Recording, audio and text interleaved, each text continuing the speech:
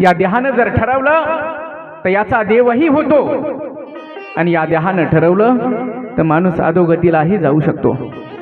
मग नेमकं आपण काय करायचं याचा विचार आपण करून टाकला पाहिजे बरं का. आणि कुठपर्यंत? जोपर्यंत या देहामध्ये श्वास आहे तोपर्यंत. या देहातला श्वास बाहेर पडला की काय करता येणार नाही. एखादा पशु जर मेला तर त्याच्या चमड्याचा उपयोग होईल, पण माणूस मेल्यानंतर काही होत नाही. कबीर महाराज वर्णन करतात, पशु की होत पनैया नरका कछुन होय, नर करणी करे सो नरका नारायण होय. नाही का? एखादा पशु जर मेला तर मेल्यानंतरही त्याचा उपयोग होईल, पण माणूस मेल्यानंतर काही होत नाही बरं का. आणि म्हणून जिवंतपणी देहामध्ये श्वास असेपर्यंत असं काहीतरी केलं पाहिजे आणि चांगली गती प्राप्त करून घेतली पाहिजे. कारण या देहासारखं सुंदर या जगामध्ये काही नाही बरं का, आणि या देहासारखं वाईटही काही नाही बरं का. दोन्ही गोष्टी फार महत्त्वाच्या आहेत. देहा ऐसे ओखटे पृथ्वी माझी नाही कोठे, आणि देहा ऐसे गोमटे पाहता न भेटे तेही लोकी. महाराज म्हणतात या देहासारखं चांगलंही काही नाही, या देहासारखं वाईटही काही नाही. मी नेहमी सांगत असतो, एखाद्या वेळेस जर आपण बाजारामध्ये गेलो आणि एखादं जिलेबीचं दुकान दिसलं तर ती जिलेबी पाहिल्यानंतर प्रत्येक माणसाच्या तोंडाला पाणी सुटते की नाही? सुटते. पण त्यातलीच जिलेबी एखाद्या माणसानं उचलली आणि आपल्या तोंडात टाकली की आता दुसऱ्या दिवशी त्याच जिलेबीकडे पाहून माणसं नाक धरतात. एवढा घाणेरडा नरदे आहे बरं. त्या जिलेबीनं या देहाचा अंगीकार केला, या देहानं त्या जिलेबीचा अंगीकार केला की त्या जिलेबीची अवस्था अशी होऊन जाते की अगोदरल्या दिवशी त्या जिलेबीकडे पाहून माणसाच्या तोंडाला पाणी सुटत होतं, आज त्याच जिलेबीकडे पाहून माणसं नाक धरतात. एवढा घाणेरडा नरदे आहे. एखाद्या वेळेस बाजारातून केळी आणली आणि एखाद्या गटारात नेऊन फेकली तर 8-15 दिवस जशीच्या तशीच राहील. पण तीच केळी या नाकाखालच्या गटारात टाकली की दुसऱ्या दिवशी त्या केळीची घाण झाल्याशिवाय राहत नाही, विष्ठा झाल्याशिवाय राहत नाही. एवढा घाणेरडा नरदे आहे बरं का, एवढा घाणेरडा नरदे आहे. पण या देहानं जर ठरवलं तर याचा नारायणही होऊ शकतो बरं का, नारायणही होऊ शकतो. म्हणून या देहाचं महत्त्व समजून घेतलं पाहिजे. आपलं कर्तव्य काय आहे, आपलं कर्म काय आहे हे समजून घेतलं पाहिजे, त्याच्यासाठी प्रयत्न केला पाहिजे. याला धर्माला भजणं म्हणतात. धर्मम भजस्व. आणि या धर्माला भजत असताना, आपल्या कर्तव्याचं पालन करत असताना जर लोकांनी अडथळा निर्माण केला बरं का, मधात अडथळा निर्माण केला तर ते जे लोक धर्मान, या लोकांचा त्याग केला पाहिजे. कारण चांगलं कर्म करत असताना लोक बोलत असतात, चांगलं कर्म करत असताना लोक नाव ठेवत असतात. अशा या दलिंदर लोकांकडे लक्ष देऊ नका बरं का. असे जर लोक आपल्या कामामध्ये अडथळा निर्माण करण्याचा प्रयत्न करत असेल, आपल्या रस्त्यात अडथळा निर्माण करण्याचा प्रयत्न करत असेल, तर जसा रस्त्यानं जात असताना एखादा दगड जर आडवा येत असेल तर लात मारून बाजूला करतो ना, तसाच लात मारून बाजूला गेला पाहिजे बरं का. आपण हाती घेतलेलं कर्म जर चांगलं असेल बरं का, त्या कर्मापासून, त्या कामापासून जर जगाचं हित होत असेल आणि एखादा मधात अडथळा निर्माण करत असेल तर लात मारून बाजूला केला पाहिजे. मी सांगत नाही, तुकोबराया सांगतात, लात हानुनिया वरी गुंडा वाट शुद्ध करी. नाही का? गुंडा म्हणजे दगड, नाही का? जसा लात मारून दगड बाजूला करतो, रस्ता मोकळा करतो, तसा बाजूला करून टाकला पाहिजे. ते जे लोक धर्मान, या लोकांकडे लक्ष देऊ नका. माझा अनुभव आहे, तुमचाही अनुभव आहे बरं का. माझ्या आश्रमाचं काम चालू आहे. लोक बोलत असतात, कशाला पाहिजे म्हणते आश्रम, कशासाठी हे करायचं आहे बरं का. चालू आहे त्यांचं काड्या करणं. जातात म्हणते नरेश महाराज कार्यक्रमाच्या ठिकाणी आणि लोकांना सांगतात म्हणते आश्रमाचं बांधकाम चालू आहे, पैसा जमा करतात. आता नरेश महाराजांनी लोकांना लुटणं सुरू केलं म्हणे, अशी माझ्या नावाची चर्चा चालू आहे बऱ्याच ठिकाणी.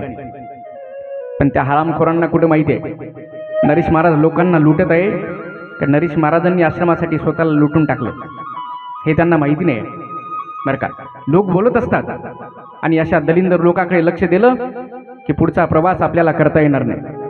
म्हणून अशा आलतू फालतू लोकांचा त्याग करून टाकला पाहिजे. ते जे लोक धर्मान, ते लोक धर्मान सोडून द्या बरं का, सोडून द्या. आज गोकर्ण पित्याप्रमाणे पूज्य असलेल्या आत्मदेवाला सांगत आहे, बाबा धर्मम भजस्व सततम ते जे लोक धर्मान. दुसरी गोष्ट, तिसरी गोष्ट, सेवस्व साधू पुरुषान. बाबा साधू पुरुषाची सेवा करा बरं का. मी नेहमी सांगत असतो, जीवनामध्ये कधी जर योग आला असेल, आपल्याला चान्स मिळाला असेल, एखाद्या साधूची सेवा करण्याचा, तर तो चान्स गमावू नका, तो योग चुकवू नका बरं का. साधूच्या सेवेचा परिणाम खूप मोठा आहे, त्याचं फल खूप मोठं आहे बरं का. मी नेहमी सांगतो, साधू हा देवापेक्षाही श्रेष्ठ आहे. एखाद्या वेळेस देवाची पूजा करायला आपण बसलो आणि एखादा खरा साधू जर पुढून आला तर देव सारावे परते आणि संत पूजावे आरती. देवाला बाजूला करा आणि पहिल्यांदा साधूची सेवा करा. कारण देवाला देवत्व जे प्राप्त झालेलं आहे ते साधूमुळे झालेलं आहे. आमची या भावे तुझं देवपण बरं का. संत सांगतात, हे का विसरून राहिलास देवा, आमच्यामुळे तर तुला देवत्व प्राप्त झालेलं आहे. म्हणून साधू हा देवापेक्षाही श्रेष्ठ आहे बरं का. आणि आपण तर भाग्यवान आहोत की साईनाथ महाराजांसारख्या साधूची सेवा करण्याचं भाग्य आपल्याला प्राप्त झालं. आणि आपण सर्वजण आपल्या जीवनातला वेळ काढून या ठिकाणी येत आहात. आणि 7 दिवशी पुरतच नाहीत, कायमस्वरूपी आपण साईनाथ महाराजांची सेवा करताय, एका साधूची सेवा करता बरं का. याचं फल नक्कीच आपल्या पदरात टाकल्याशिवाय राहणार नाही बरं का महाराज. हा योग चुकवू नका, हा चान्स गमावू नका. साधूच्या सेवेचं फल फार मोठं आहे बरं का. सर्वच जण आपापल्या पद्धतीने सेवा करत आहे. मी नेहमी सांगत असतो, करा करा, खूप जास्त आनंद आहे बरं का. आणि या ठिकाणी एक व्यक्ती आत्ताच महिन्याभराच्या अगोदर आपल्यातून निघून गेलेली आहे. स्वर्गीय अशोक महाराज बावनकर काकांनी मला त्यांच्याबद्दल माहिती दिली. ज्यावेळेस अगोदर माझी 2 वर्षापर्यंत या ठिकाणी कथा झाली होती त्यावेळेस ते हयात होते आणि मी त्यांना पाहिलेलं आहे, त्यांच्याशी मी बोललेलं आहे बरं का. मनापासून सर्व प्रकारची सेवा या ठिकाणी करत होते. साईनाथ महाराजांची दोन्ही डोळ्यांना आंधळे असूनही किती महत्त्वाची गोष्ट आहे. केवढा मोठा त्याग आहे बरं का जीवनामध्ये, केवढी मोठी आवड आहे त्या साधूच्या सेवेची, त्या भगवंताच्या सेवेची, की 2 डोळे नसून सुद्धा या ठिकाणी मनापासून सेवा केली होती. आज 2-2 डोळ्याची माणसं बरं का तक्रार करत असतात, जीवावर येत असते बरं का, कंटाळा करत असतात. आणि म्हणून एक मनापासून सेवा करणारी एक व्यक्ती महिन्याभराच्या अगोदर आपल्यातून निघून गेलेला आहे. एक प्रकारे हे दुःखदच घटना आहे बरं का. नक्कीच माझा परमात्मा त्यांच्या कर्मानुसार त्यांना गती प्राप्त करून देईल बरं का. आणि फार मोठं फल आहे बरं का, सेवेचं फार मोठं फल आहे. मी नेहमी सांगत असतो की म्हणून मनापासून संतांची सेवा आपण जीवनामध्ये केली पाहिजे बरं का. एखादा खरा साधू जर आपल्या घरामध्ये आला बरं का, त्याला पाय धुवायला पाणी द्या, बसायला आसन द्या, त्याचा आदरातिथ्य केला बरं का. आणि हे सर्व जर आपण मनापासून केलं तर घाली संताची आसनी. नाथ महाराज सांगतात, पूजा करी काया वाचा मनी, एका जनार्दनी जाणे इच्छिले ते पूर्वी. ह्या सर्व गोष्टी जर आपण मनापासून केल्या तर नक्कीच ज्या गोष्टीची इच्छा कराल ती गोष्ट आपल्याला प्राप्त झाल्याशिवाय राहणार नाही. हे साधूची ताकद आहे, हे साधूच्या सेवेचा परिणाम आहे. आणि म्हणून एखादा खरा साधू जर आपल्या जीवनात येत असेल तर त्या साधूची सेवा मनापासून केली पाहिजे. मी खऱ्या साधूबद्दल बोलतो बरं का, जरा लक्षपूर्वक ऐकलं पाहिजे. माझ्या बोलण्याकडे जर लक्ष नाही दिलं तर त्याचा अनर्थ हे होण्याची शक्यता आहे. मी खऱ्या साधूबद्दल बोलतो आहे, मी आमच्यासारख्या साधूबद्दल बोलत नाही. आमच्यासारखे तर गोट्याखाली आहे. आता गोटा उचलला कीच महाराज सापडते, गोटा उचलला कीच महाराज आहे. मी खऱ्या साधूबद्दल बोलत आहे. म्हणून जीवनामध्ये खरा साधू जर योगायोगानं प्राप्त झाला तर त्याची सेवा करा. सेवस्व साधू पुरुषान. आज गोकर्ण पित्याप्रमाणे पूज्य असलेल्या आत्मदेवाला सांगत आहे, बाबा 3री गोष्ट साधूची सेवा करा. 4थी गोष्ट अन्यश्च दोष गुणचिंतन माश मुक्त्वा. बाबा कुणाचे गुणदोष पाहू नका, कुणाची निंदाही करू नका आणि कुणाची स्तुतीही करू नका. कारण निंदा केली तरीही दोष आहे आणि स्तुती केली तरी तो दोष आहे, पाप आहे. तुम्ही म्हणाल महाराज निंदा केल्यानंतर पाप आहे, बरोबर आहे, पण स्तुती केल्यानंतर कसं पाप घडतं. तर मी नेहमी सांगत असतो, महाराजांनी सांगितलेलं आहे बरं का, 5 जण बसलेले आहेत आणि त्या 5 जणांपैकी एकाची जर आपण स्तुती केली तर बाकीच्या 4 लोकांची आपोआपच निंदा होते. 5 माझी भले पण एकाचे वनिता आपण, इतर जे 4 जण सहज जाण निंदिले. एकाची स्तुती केली की बाकीच्या 4 लोकांची निंदा आपोआपच घडते आपल्याकडून आणि त्याचा परिणाम आपल्याला भोगावा लागतो. म्हणून स्तुतीही करायची नाही आणि निंदाही करायची नाही. स्तुती करायची असेल तर भगवंतानं त्याच्यामध्ये जो गुण दिला त्या भगवंताची स्तुती केली पाहिजे. भगवंतानं त्याच्यामध्ये जी कला दिली त्या भगवंताची स्तुती केली पाहिजे. म्हणजे दोष घडण्याचं काही कारणच राहणार नाही बरं का. अन्यश्च दोष गुणचिंतन माश मुक्त्वा. म्हणून कुणाचे गुणदोष पाहायचे नाही आहे, कुणाची निंदा करायची नाही आहे. मी नेहमी सांगत असतो, आपला वेळ दुसऱ्याची निंदा करण्यात केवढा चालला, तेवढाच वेळ जर आपण आपलं आत्मपरीक्षण करण्यात घालवलं तर आपल्यामध्ये जी कशाची कमतरता आहे ती दूर होण्याची शक्यता आहे. पण आज माणसाचं बोट दुसऱ्याकडेच आहे बरं का. आपल्याकडे डोकून बघायला कोणी तयारच नाही. तयारच नाही. कधीतरी आपल्या अंतःकरणामध्ये डोकून बघितलं पाहिजे, त्याच्यात किती घाण भरलेली आहे, त्याच्यात किती काळ काळ भरलेलं आहे, त्याच्यात किती मलिनता आहे. हे सगळं कधीतरी आपण बघितलं पाहिजे बरं का. म्हणून तर राष्ट्रसंत सांगतात, करू नको निंदा गुणाची, अवगुण आपले अंतरी दिसते करी चिंता त्याची. बरं का. म्हणून कुणाची निंदा करायची नाही, कुणाची स्तुती करायची नाही. दुसऱ्याची निंदा केल्यापेक्षा जरा आपलं आत्मपरीक्षण करण्याचा प्रयत्न केला पाहिजे बरं का. आपल्यामध्ये ही कशाची कमतरता आहे जरा डोकून बघितलं पाहिजे की नाही, बघितलं पाहिजे. फार महत्त्वाची गोष्ट आहे बरं का. आणि म्हणून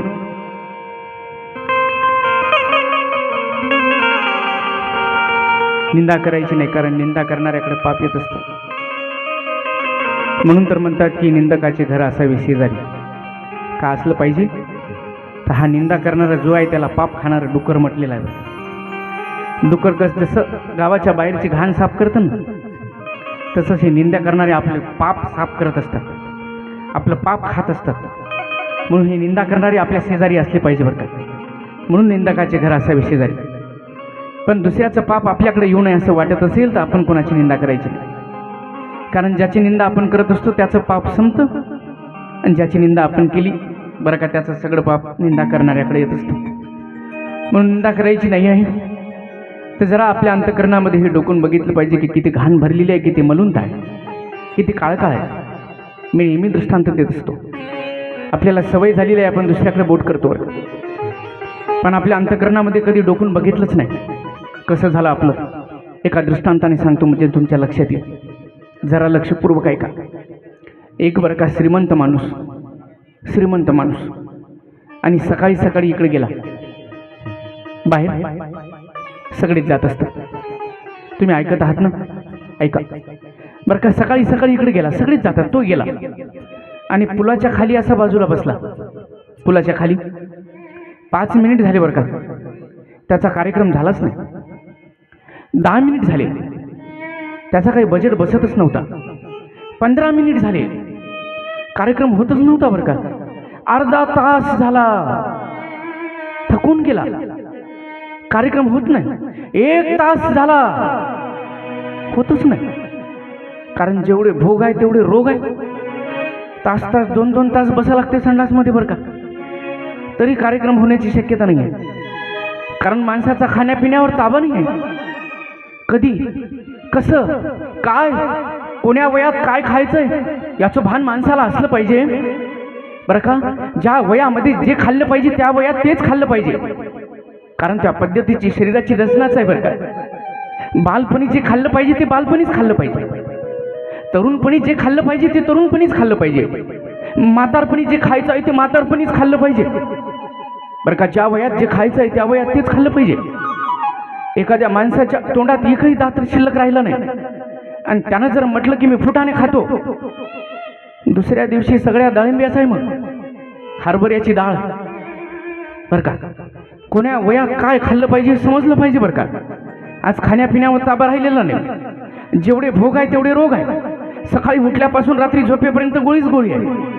सकाळी गोळी घ्यावी लागते बरं का, भूक लागण्यासाठी. जेवण झाल्यानंतर एक गोळी घ्यावी लागते खाल्लेलं पचण्यासाठी बरं का. रात्री एक गोळी घ्यावी लागते झोप चांगली येण्यासाठी. सकाळी पुन्हा एक गोळी घ्यावी लागते.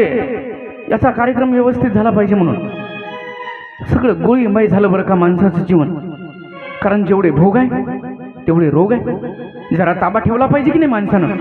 श्रीमंत माणूस होता, तास झाला बरं का, तास कार्यक्रम होतच नाही. कंटाळून गेला बिचारा, कंटाळून गेला. आणि तेवढ्यामध्ये गांजा ओढणारा माणूस आला. गांजा ओढणारा डबल घेऊन धावतच आला होता. गांजा सारख असते बरं का, पोट साफ करते, म्हणून पोट साफ करण्यासाठी त्याचा प्रयोग करू नका. नाही तर महाराजांनी सांगितलं म्हणाल की गांजा पोट साफ करते म्हणून चालू करसान उद्यापासून मग बरं का. दुसरी साधनं आहेत तुमच्याकडं बरं का, वेगवेगळ्या प्रकारच्या गोळ्या आहेत, चूर्ण आहेत, जे काही असेल ते, त्याचा उपयोग नका करू, चांगलं नाही बरं का. सारखं आहे ते, पोट साफ करते. गांजा ओढणारा होता, डबडं घेतलं बरं का, घाईघाईनंच आला, पळतच आला होता. त्याला घाईच झाली होती आणि त्याला कुठं खाली जायला सवय, तो तिथंच बसला जिथं हा खाली बसला होता, तिथं वर बसला पुलावर. आणि यानं काय खाली बघितलं नाही बरं का. काष्टा सोडला आणि फार फार फार फार फार फार फार फार करून टाकलं सगळं याच्या अंगावर. त्याचं सगळं अंग भरलं बरं का. त्यानं वर पाहिलं आणि त्याला लवकर झालेली संडास पाहून म्हणाला, भैया क्या सफाई आहे बोले तुम्हारे कोठे की. अरे त्याच्या कोठ्याची स्तुती करतो पण तुझं अंग भरलं ना, त्याच्याकडे त्याचं लक्षच नाही. असं झालं आपलं, असं झालं आपलं. दुसऱ्याची निंदा स्तुती करण्यात आपला एवढा वेळ चालला की आपलं अंतःकरण किती भरलेलं आहे, आपलं अंतःकरण किती मलिन आहे, याच्यात किती विचित्र प्रकारची घाण भरलेली आहे याची जाणीव माणसाला राहिलेलीच नाही. म्हणून कधीतरी आतमध्ये हे डोकून बघितलं पाहिजे बरं का. म्हणून करू नको निंदा कुणाची बरं का. आज गोकर्ण पित्याप्रमाणे पूज्य असलेल्या आत्मदेवाला सांगत आहे, बाबा अन्यश्च दोष गुणचिंतन माश मुक्त्वा. कुणाचे गुणदोष पाहू नका बाबा. सेवा कतार समहो नितराम पिबत्वम. बाबा काय करा, या कथेचं रसपान करा म्हणे. ही कथा ऐका, जीवनामध्ये उतरवा आणि स्वतःचा उद्धार करून घेण्यासाठी प्रयत्न करा. खूप छान उपदेश केला, खूप जास्त उपदेश केला बरं का. आणि आज आत्मदेवाला उपदेश पटला. उपदेश पटण्यासाठी योग्य वेळ यावी लागते. ज्यावेळेस आत्मदेव पहिल्यांदा आत्महत्या करायला निघाला होता त्यावेळेस त्या संन्याशानं उपदेश केला होता पण पटला नाही, कारण वेळ आली नव्हती. पण आज गोकर्णानं उपदेश केला, आज वेळ आली होती, उपदेश पटला बरं का. आणि गोकर्णाच्या चरणावर डोकं टेकवलं आत्मदेवानं आणि स्वतःचा उद्धार करून घेण्यासाठी निघून गेला. इकडे गोकर्ण विचार करायला लागला, माझे बाबा तर स्वतःचा उद्धार करून घेण्यासाठी निघून गेले, आता विनाकारण या दुराचारी धुंदुकारीच्या संगतीत राहिल्यापेक्षा आपणही स्वतःचा उद्धार करून घेण्यासाठी निघून गेलं पाहिजे. म्हणून सरळ तीर्थयात्रेच्या निमित्ताने गोकर्ण निघून गेला. आता दोघं जण घरी राहिले होते. दोघं जण कोण कोण राहिलं?